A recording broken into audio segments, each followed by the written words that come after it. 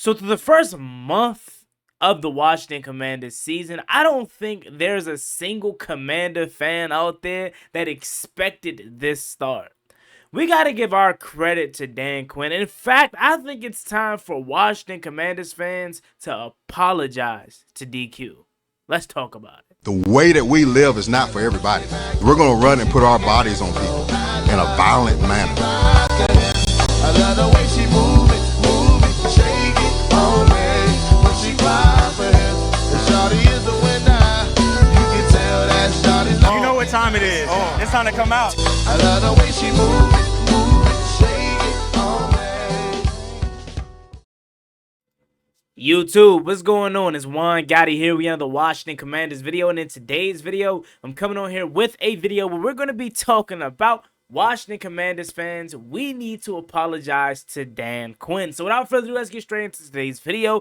Before we do, make sure you guys go down below, leave a like on this video, subscribe to the channel if you are new, turn on post notifications so you get notified when I upload new videos like this to the channel. We're on the road to 8,000 subscribers, so it'd be greatly appreciated if you help me reach that goal as soon as possible. Thank you so much. Let's get straight into today's video. So I first want to start by saying this. Dan Quinn has completely came into this team culture and changed it around in a span of 6 months. Something that Ron Rivera didn't do in 3 or 4 years. Now, I don't want to keep beating the dead horse, but how can you not? Right? Rivera told us it takes 3 to 5 years to change a culture. Granted, he did not have a quarterback like Jaden Daniels. Did he have an opportunity to? Could he have pulled some strings to? Potentially. He just didn't have it up here to do that.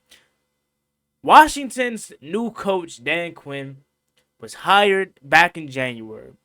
And I could just vividly remember. I mean, y'all know I was away at the Army, right? I was away at Fort Jackson, so I didn't really have any, like, service or day-to-day daily connections of what was going on, the ins and outs.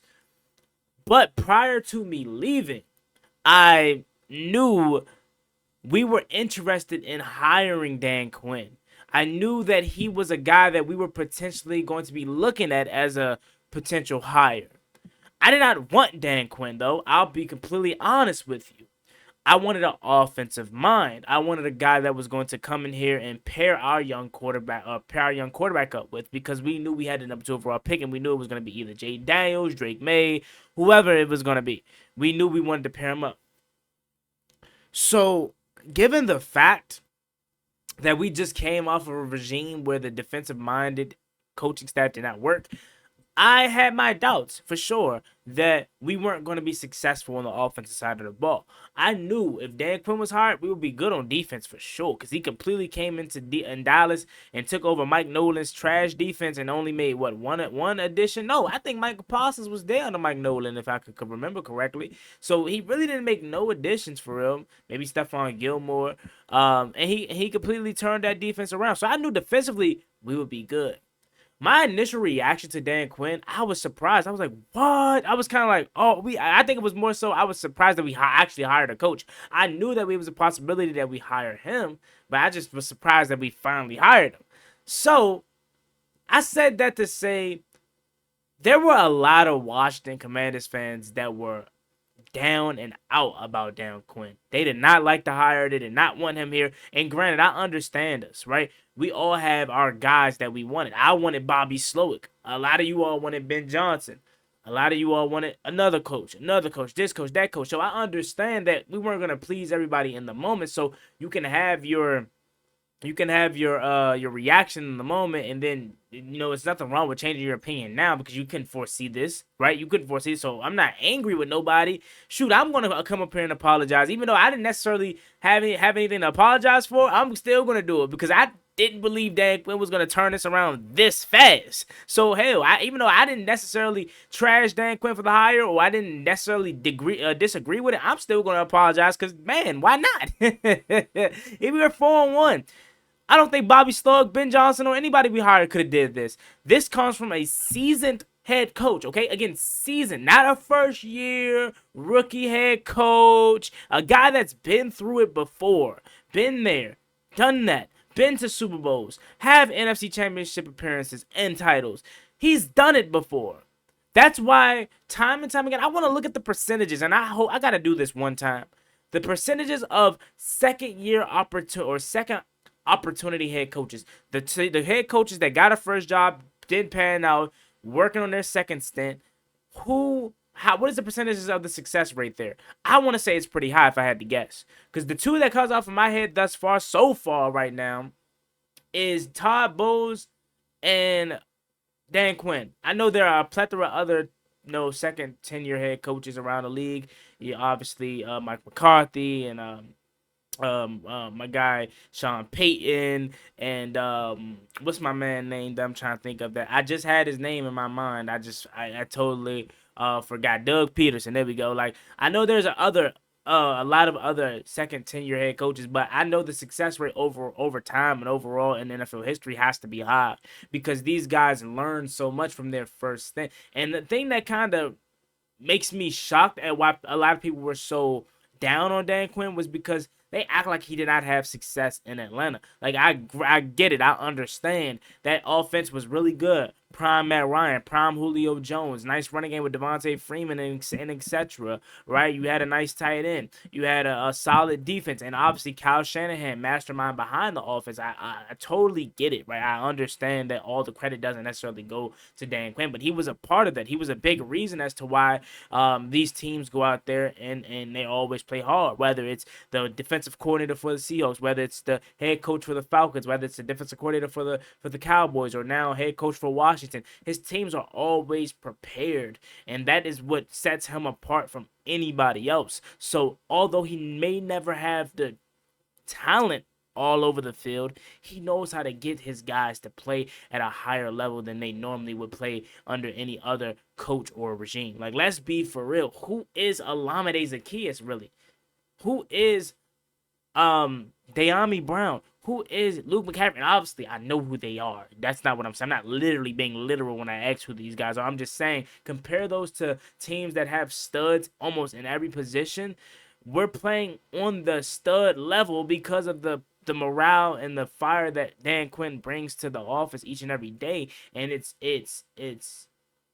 easily transferable is essentially what I'm trying to say. Like, that kind of energy, it rubs off you, and you have no choice, or you have no other option but to feed off that energy. Like, you know what I'm saying? So I definitely think there are fans out there, some of the fans that dog Dan Quinn.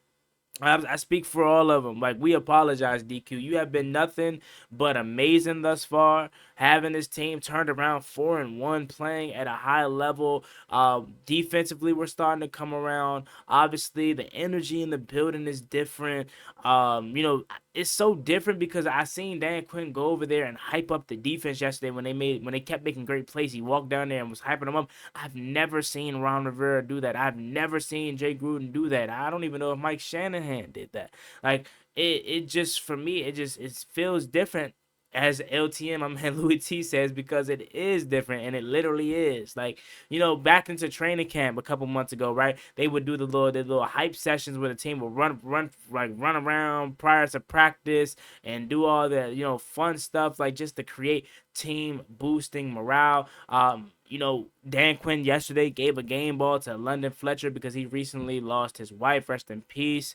It's just little things like that just makes me so excited and just shows how much of a good person and coach that Dan Quinn is. He was waiting for this opportunity. I was a fool because I kept telling people that anybody that would listen, I would say, man, I don't think Dan Quinn wants to become a head coach because he's one of the best defensive coordinators in the NFL. He's having a Cowboys defense play at a high level, and he's probably one of the most highest paid defensive coordinators in the NFL. He doesn't want to become a head coach. Boy, was I wrong. Was I wrong? He was waiting for this opportunity. He was chomping at the bit for this opportunity to come back and become a head coach again. And this couldn't be happening to a better man for a second opportunity and a better organization that's been looking for that leader. We now have that in Dan Quinn. We now have the organization that's ran from the top the right way with Josh Hurst, Adam Peters, Magic Johnson, Mark Ian, all these guys that are at the top that is investing into this organization and company. It's just everything is right. Everything is right. And as a Washington Commanders fan that's been struggling all my life, 21 years on this earth, and I've never seen sustainable winning, I could not be more excited. I now go into games expecting to win. I now go into games knowing that we're the better team. I now go into games feeling like there's no reason we should lose. We have a quarterback. We have an offensive coordinator that knows what to do and gives a damn. We have a coach that gives a damn. We have a defensive coordinator that is working his way around and got the defense playing at a high level. It's just everything is going right, and I cannot wait to see what this thing looks like in 2 to 3 years from now. This is what we're so high off of the success now that in 2 to 3 years we're gonna look back at this success, although it's gonna be a key point of the turning of this team. But we're gonna look back in 2, 3 years when we're potentially playing the NFC Championship, potentially hoisting a Lombardi, Jaden Daniels winning MVPs, potentially if all things continue to go in the right direction. We're gonna look back at this and like, man, look where we came from. Like we're so high off of this success now that it got me thinking like, what the heck can 2, 3 years look like from now? You know what I'm saying? So for me, it's exciting. It's a time to be alive, and I couldn't be more happy to share it with you guys. Like you all out there, fan base of mine, fan base of the team. Like we deserve it, man. We've been through so much as a fan base, and I just can't thank Dan Quinn enough. I know it's just a start. I know we got a lot to work on. We're far from perfect, but I do want to speak on the behalf of Washington Commanders Nation. I apologize, Dan Quinn, and you were the right man for the job, because although Ben Johnson and Bobby Slowick and a slew of other guys may have the better offensive mind, they don't have the better heart, they don't have the better soul, and they don't have the better gut of a seasoned veteran head coach in Dan Quinn. Right man for the job. I'm glad we got you here, DQ, and we love you, man. And you know what I'm got on? I got it backwards. I got it backwards just for you. But make sure you guys cop the promo code Juan Gotti on SeatGeek to get $20 off your first purchase. As always, it's me and boy Juan Gotti. Like, comment, and subscribe to the channel. We want to roll to 8,000 subscribers, so it'd be greatly appreciated if you haven't reached that goal as soon as possible. Thank you so much. You have a blessed one. Be safe. Be easy. Peace.